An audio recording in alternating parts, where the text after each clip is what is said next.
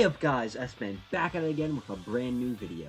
This time we are reviewing both episodes of Horizons I missed because I was on vacation last week. What's up guys, S-Man here. We're about to play some laser tag. Amaze lasers. Amaze lasers. I'm about to laser.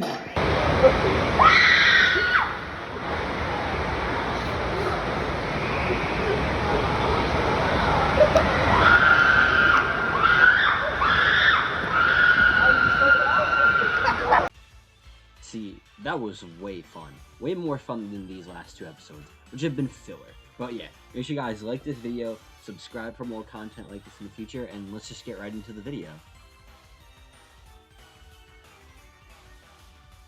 Alright, just talking about the first episode, this is the episode I like more. It's the one about Liko and Roy helping out this girl with her crush, and their Pokemon Lincoln's crush.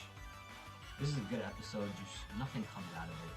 In my opinion, it's definitely fun. It's good to see Needlefin have a more active role in the episode besides just like Dot being just there. Like, you legit get Needlefin. And it's great to see Liko actually do something that contributes to her goal slightly, helping this girl and her Pokemon out. I actually like that. It was cool to see these fun side characters with this like anime original town with everyone having pig Pokemon, and these like two side characters who are just rivals and are in love with each other, and I just think that's funny. It's basically just a generic anime stereotype, and I think that it works for this fun little side filler episode, basically. If I do gotta say one thing about this episode that I didn't like, besides just like nothing happening, is that we don't even get to see the end of Liko and Roy's battle with the two trainers they meet. I think it's at a point where Liko and Roy need to start getting these battles in, because we're at a point where I feel like Sprigatito, specifically Sprigatito, especially after discussing next episode, we'll see, should at least know another move besides goddamn Leafage and Quick Attack. That's all it does. And it's not even a real Leafage. It's a Leaf Storm Leafage. It's the stupidest thing ever. Just teach it Leaf Storm. It is so weird that it hasn't learned a new move or even evolved. Like, Fuecoco's at a point where it should be like evolved at this point based on like how strong it is and how many moves it is. But then we'll still get episode where it uses Ember. Like, it's the weirdest thing.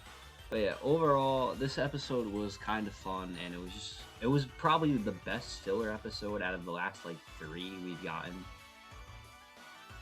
That's not really saying anything, because the last episode was completely atrocious to sit through, and this episode, what I'm about to get to, besides the one thing, development, it was so boring. But yeah, 6 out of 10, moving on.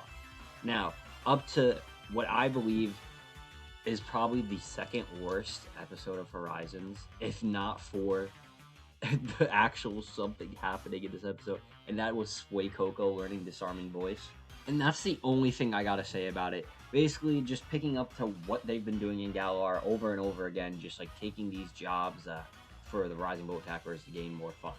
They take a job where they gotta basically help these, like, I don't even know what they are, explorers. Are they trying to like destroy this place? I know they're trying to destroy a rock to explore, but like, what are they even doing? But yeah, they want to explore this temple.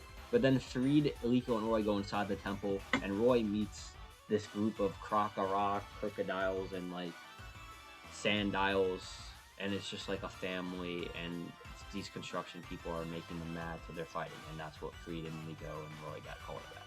But then Roy with his sunglasses sings with them, and they all use Disarming Voice, which also leads to Fuecoco using Disarming Voice.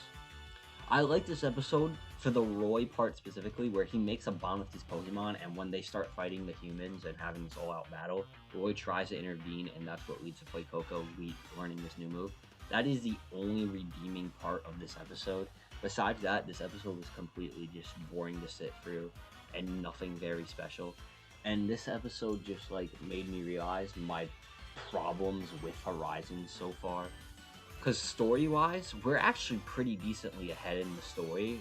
Depending on how many more episodes of Horizons we are basically at a midpoint, and it's been like, well, not even 40 episodes yet. So what's gonna happen? But in terms of like development, Liko and Roy Rise, it's just all over the place. we'll have them like beating the explorers in one episode, and then in the next episode they're like losing to randoms on the street. It's so weird. Especially at this episode, it makes you realize that as a trainer, Liko has not progressed at all since learning Quick Attack and catching Katena, which there was a big gap between her catching Katena and Sprigatito learning Quick Attack, I might add. The closest thing we've gotten was the development of new leafage strategies that we have not seen since then. So does that even count? Compare that to Roy, who has gotten multiple training episodes, multiple episodes where Fuecoco learns new moves, and even like one of the better episodes of a capture. Might I add, where has Watchroll been? Watchroll just straight up disappeared. At least Hatena's been in the background, but no, Watchroll is just not here. Weirdly, yet again, in a Roy episode, Watchroll doesn't appear. But yeah, this is just making me fear what's gonna happen coming up, because I feel like Sprigatito might evolve soon, and it's gonna be like very abrupt when it goes from Quick Attack and Leafage to just a full-blown Meowscarada, like in a short time, especially if we get to near the end and it's still not even evolving. This is basically the reverse go. Sprigatito is spent way too long as a Sprigatito without doing anything, and it's probably going to be in its middle stage for like a quick amount of time, even though that's the best stage, and then it's just going to be Meowscarada and just like around for the rest of the series. Compare that to Ghost Scorbunny, who was, in my opinion, treated way worse because it evolved in the reboot, got shafted, and then once it evolved in the Cinderace, got shafted again. Which, at least Sprigatito hasn't been getting shafted. Sprigatito has like actually been like actively in front and like one of the more important Pokemon, and I do like that. But I feel like we're getting to a point where development-wise, Sprigatito's main like development of just growing stronger is just like been put on hold in favor of it getting jealous or it just being there with its attitude. And I do love Sprigatito's personality, but I do kind of wish we could see more development pushing along with it. But yeah, that's really it. The Roy episode, I'm just gonna give it like a 3. It was so boring to sit through. Hopefully next week is good. I don't know, it might be filler at this point. The only way that it isn't filler is if Liko catches the Mousehold, which I kind of don't want her to, because she's going to be at like practically 4 Pokemon that we see on screen consistently when half of them don't even do anything, because Terrapagos is literally just her third Pokemon. But yeah, hope you guys liked this video, and sorry for the more downer tone at the end, but these episodes just weren't hitting. Make sure you guys like and subscribe for potentially more Good Horizons episodes in the future, and the upcoming Ash vs Surge battle, which I've been spending a lot of time editing, so I hope you guys view that and enjoy it. S-Man, signing off.